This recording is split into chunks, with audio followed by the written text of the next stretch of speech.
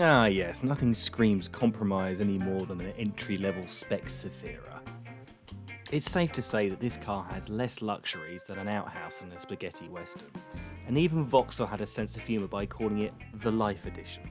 These vehicles were bought in mass by rental companies and absolutely abused, and therefore have definitely had a life. This car comes complete with the bleached handprint from the sun cream. It's half covering up the petrol flap, which you kind of wonder yourself what they're saying, no, I won't put any more petrol in the Zafira, I don't want to drive it anymore, I must buy a new car. And as for the petrol flap, I don't know if they're trying to grow cabbages in here or in an alien life form, but that's disgusting. And on the passenger side, we've got a scratch that's suspiciously the same height as a shopping trolley.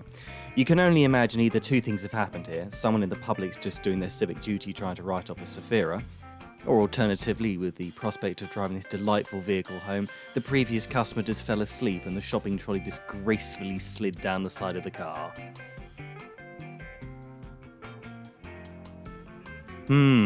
Nice wheels.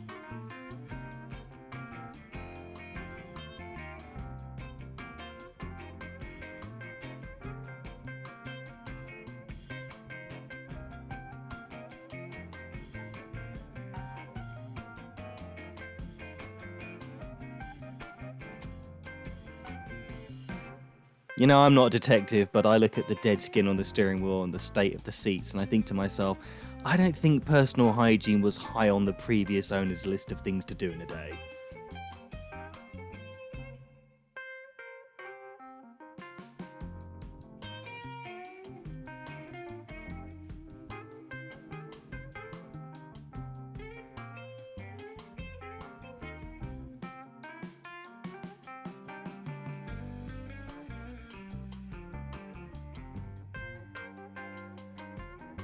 I think we can safely assume that they had a dog. Either that or a Wookiee. This rear loadliner has a lovely combination of mould and dog slobber. Nice. For more dirty car videos, a bit of sarcasm and general good humour and banter, you need to subscribe, hit the like button and the bell for notification.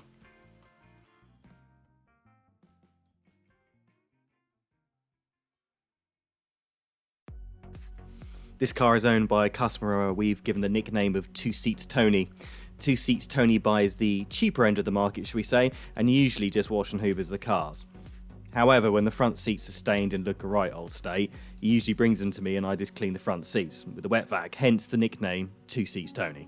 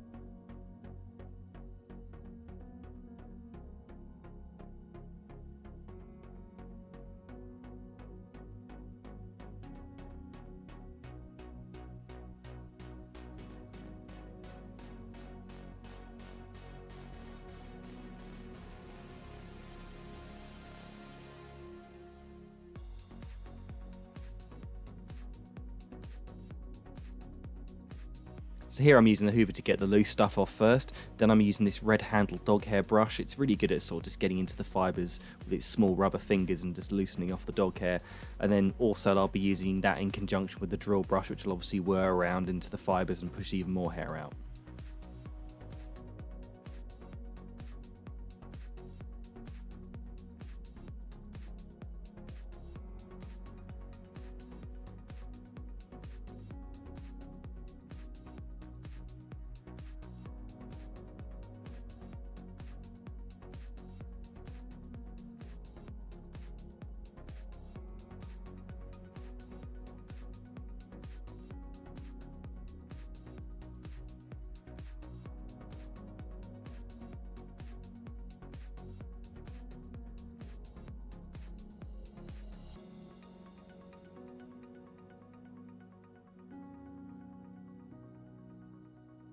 A lot of people tend to miss this area. It's a little compartment that keeps the tools and gives access to the bolt that holds the spare wheel on underneath.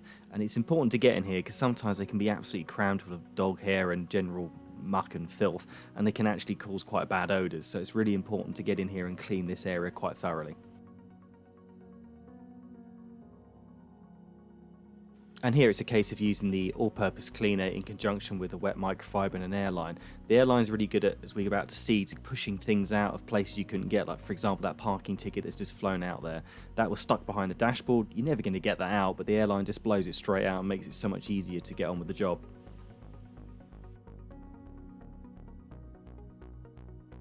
To get this car 100% clean, you'd remove the seats, but the budget just doesn't allow it on this particular vehicle. So a good solution is to use the airline instead.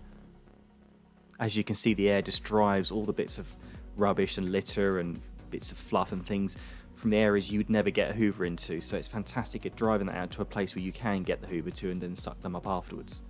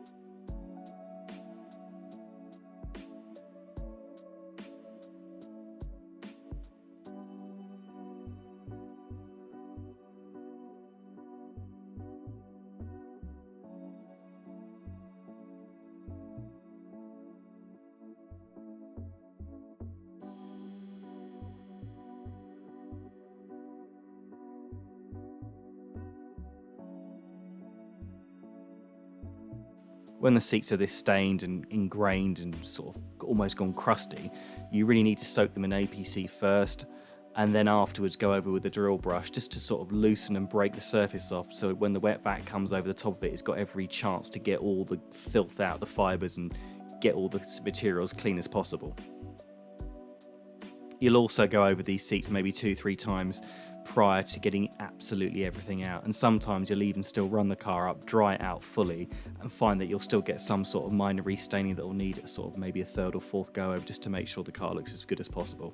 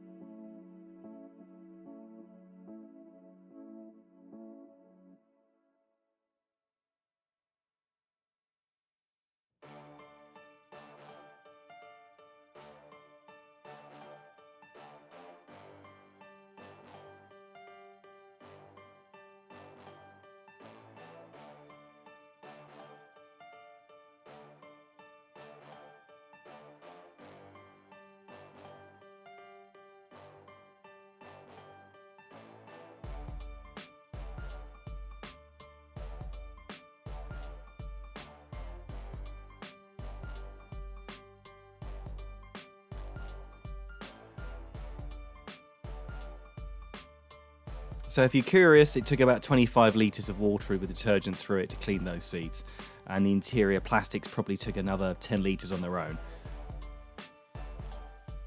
So a simple little trade trick here is, prior to fitting some new wheel trims, the wheels were obviously a bit rusty, so all I'm doing is using a spray ring that clips round the actual metal part of the steel wheel and allows me to spray inside without getting the outside of the tyre covered in paint prior to fitting the wheel trims to the vehicle.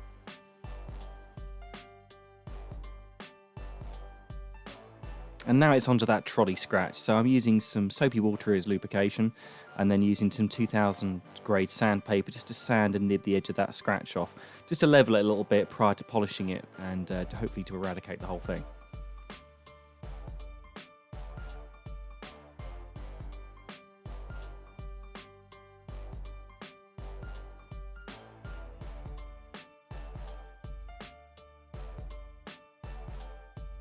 So with the sanding complete, I'm now using a Roops Hybrid Nano mini polisher. I'm using quite a coarse cutting head on this and compound. This will remove the sanding marks out.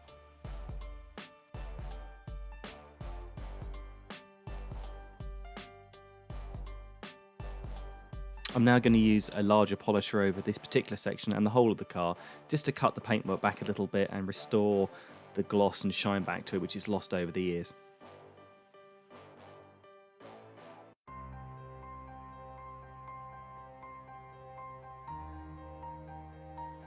And with the car outside, we can see the machine polish has really put some gloss back into the paintwork and given it a nice shine again.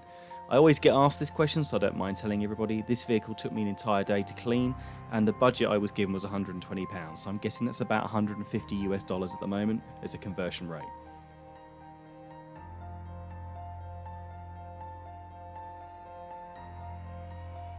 And I'm going to be quite honest, I'm quite surprised myself. The wet sanding worked really well on that scratch. It's pretty much gone. I think it's about 99% there. There's a tiny little mark, as you can see I'm trying to point to there with my finger, but overall you've really got to be looking for it to see it now. So overall a good improvement on that. And we've no longer got any Martians growing in the petrol flap either, which is quite nice.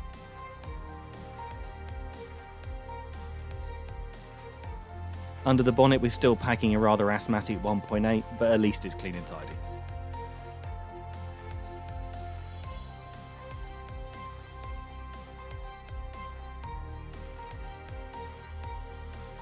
And onto the interior. The driver's seats come up really well. You'll see me pointing to a little bit of wear on the side bolster there with the crease. The foam typically starts to go on these side bolsters on these Zafiras.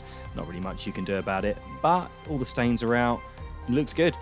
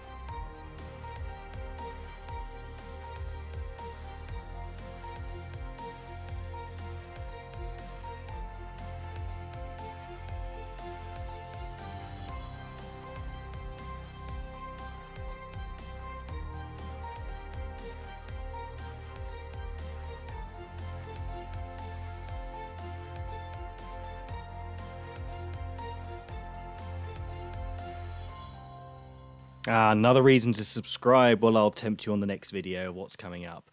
We've got a Kia Sportage that's been used as a builder's truck, and it's absolutely disgusting. That one took me, I think, about 2 days. Was a real refurbishment as well, so there's quite a lot going on in the next video. So if you want to, do smash that like button, the subscribe button, the notification button, so you know when it's live. Thanks a lot for watching, and see you again soon.